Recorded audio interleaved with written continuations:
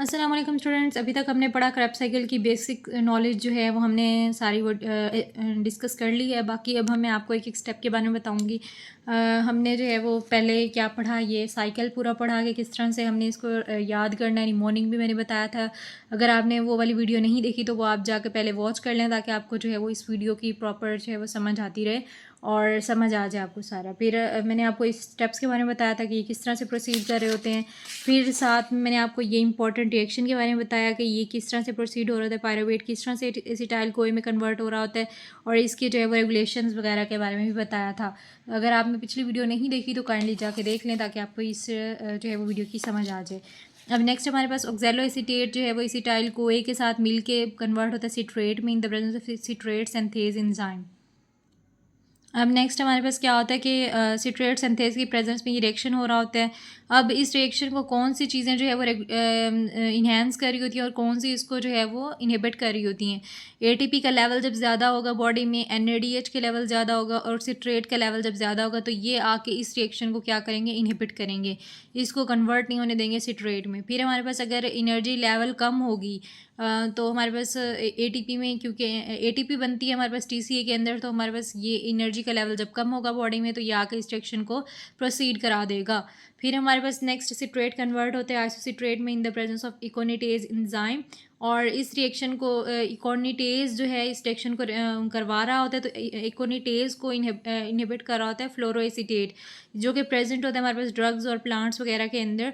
कोई भी अगर हम ऐसी ड्रग लेते हैं जो क्या जो है वो जिसके अंदर फ्लोरोएसिटेट प्रेजेंट होता है तो वो जाकर इनहिबिट करेगा इकोनिटेज को, और इकोनिटेज अगर जो है वो इनहिबिट हो गया तो ये हमारे पास रिएक्शन जो है वो प्रोसीड नहीं हो पाएगा, सिट्रेट आइसोसिट्रेट में कन्वर्ट नहीं होगा। इसी तरह हमारे पास फर्दर जो है वो स्टेप्स नहीं प्रोसीड होंगे और एनर्जी प्रोड्यूस नहीं होगी।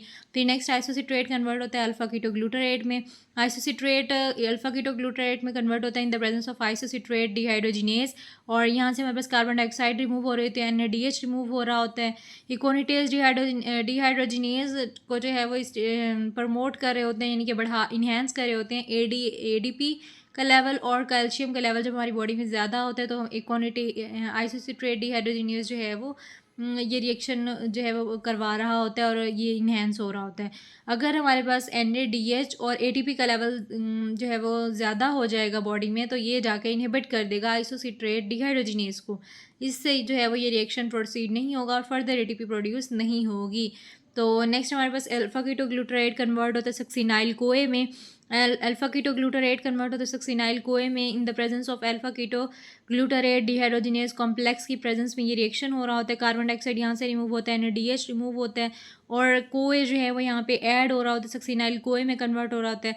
अब इस रिएक्शन के अंदर जो है वो क्या क्या हो रहा होता है, एक तो हमारे पास कार्बन डाइऑक्साइड रिमूव हुई, डीकार्बोक्सिलेशन हुई, थायमीन पायरोफॉस्फेट जो है वो डीकार्बोक्सिलेशन करवा रही होती है। फिर नेक्स्ट हमारे पास एनएडीएच जो है वो रिमूव हुआ है, जिसकी प्रोडक्शन हो रही है यानी कि इस रिएक्शन के अंदर। तो हमारे पास लिपोइक एसिड और कोए जो है वो ये रिएक्शन करा रहे होते हैं, यानी कि एनएडीएच को रिमूव करा रहे होते हैं। फिर कोए ऐड हो रहा है, तो वो क्यों ऐड हो रहा है, क्योंकि एफ पॉजिटिव और एन पॉजिटिव जो है वो ये रिएक्शन को इन्हेंस कर रहे होते हैं, ये हमारे पास इसीलिए ऐड हो रहा होता है अंदर।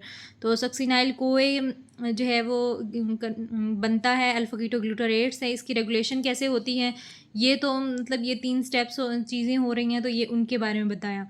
अब इस स्टेप की रेगुलेशन क्या है, एनएडीएच का लेवल और एटीपी का लेवल जब बॉडी में ज़्यादा होगा और सक्सिनाइल कोए का लेवल ज़्यादा होगा तो ये रिएक्शन जो है वो इनहिबिट हो जाएगा। अल्फा कीटोग्लूटारेट डिहाइड्रोजिनेज कॉम्प्लेक्स को जो है वो जाकर इनहिबिट कर देंगे, इससे हमारे पास ये रिएक्शन प्रोसीड नहीं होगा। फिर नेक्स्ट हमारे पास कैल्शियम का लेवल अगर बॉडी में ज़्यादा होगा, एडीपी का लेवल ज़्यादा होगा तो ये रिएक्शन जो है वो क्या होगा, इन्हेंस हो जाएगा, यानी कि ये रिएक्शन फर्दर प्रोसीड होता रहेगा और हमारे पास सक्सिनाइल कोए बनेगा। सक्सिनाइल कोए बनेगा तो फर्दर हमारी बॉडी में एटीपी बनेगी।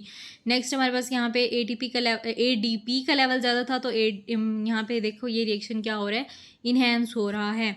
फिर नेक्स्ट सक्सिनाइल कोए सक्सिनेट में कन्वर्ट होते हैं। यहाँ पे हमारे पास इस रिएक्शन में मैंने आपको पहले बताया था कि जीडीपी कन्वर्ट होती है जीटीपी में और एडीपी कन्वर्ट होती है एटीपी में in the presence of succinate thiokinase enzyme. अब यहाँ पे जितने जितने एंजाइम्स आ रहे हैं, जितनी इसकी रेगुलेशन आ रही है, एमसीक्यूज में किसी भी तरह से पूछ सकते हैं कि सक्सिनाइल कोए सक्सिनेट में कन्वर्ट हो रहा है एंड एंजाइम कौन सा है, तो ये भी हमारे पास एमसीक्यूज आ सकते हैं। अब वो पूछ सकते हैं कि अल्फा कीटोग्लूटारेट सक्सिनाइल कोए में कन्वर्ट हो रहा है तो यहाँ पे हमारे पास कौन कीटोन से प्रोसेस हो रहा है, फिर इस तरह से डीकार्बोक्सिलेशन, डिहाइड्रेशन और इस तरह से डिफरेंट जो है वो आपको नीचे यानी कि ऑप्शंस दे के पूछ सकते हैं कि क्या हो रहा है यहाँ पे। आपको पता होना चाहिए डीकार्बोक्सिलेशन कहाँ पे हो रही है, कहाँ पे NADH प्रोड्यूस हो रहा है और कहाँ पे CoA जो है वो उसका यानी कि ऐड हो रहा है या रिमूव हो रहा है। फिर नेक्स्ट हमारे पास सक्सीनेट कन्वर्ट होता है फ्यूमरेट में।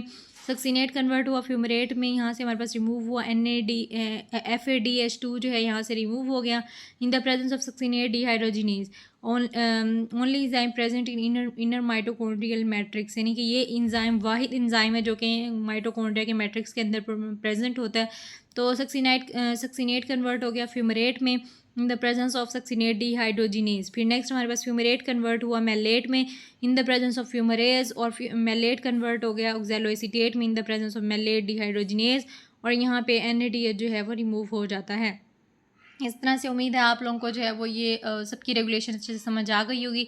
अगर कहीं पे भी आपको कोई भी प्रॉब्लम आती है, आप जो है वो कमेंट सेक्शन में हमारे पास पूछ सकते हैं। कोई भी क्यूरी वगैरह है वो मैं आपको इंशाल्लाह विद इन टाइम जो है वो रिप्लाई कर दूँगी। हमारी जो मेन टेक्स्ट बुक है वो है हमारी लिपन कॉर्ड। मैं आपको लिपन कॉर्ड से जो है वो मेनली कवर करवा रही हूँ। बाकी डिफरेंट बुक्स का मैंने जो है वो विज़िट किया था, तो उनके अंदर भी एज़ इट इज़ लिखा हुआ होता है, अक्सर जो है वो सेम होता है। हमारी मेन बुक है लिपन कॉर्ड, तो लिपन कॉर्ड की एक एक बात मैंने आपको जो है वो क्लियर करा दी है। एंड होप सो कि आपके MCQs भी इंशाल्लाह इससे कवर हो जाएंगे। बाकी आप जो है वो बुक एक दफ़ा रीड कर लें इस वीडियो को देखने के बाद, और इसकी एक प्रैक्टिस कर लें, और आप लोगों के जो है वो इंशाल्लाह MCQs बहुत अच्छे हो जाएंगे। Thank you so much. आप जो है वो हमारे चैनल को सब्सक्राइब कर लें फॉर मोर वीडियोस। एंड मैं आपको जो है वो इसका थोड़ा सा बता देती हूँ कि इसके अंदर एनर्जी कितने प्रोड्यूस होते हैं। और